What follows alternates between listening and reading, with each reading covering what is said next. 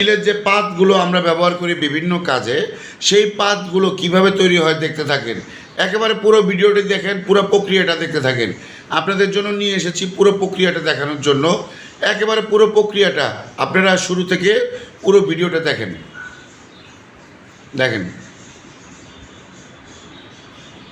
দেখতে থাকেন।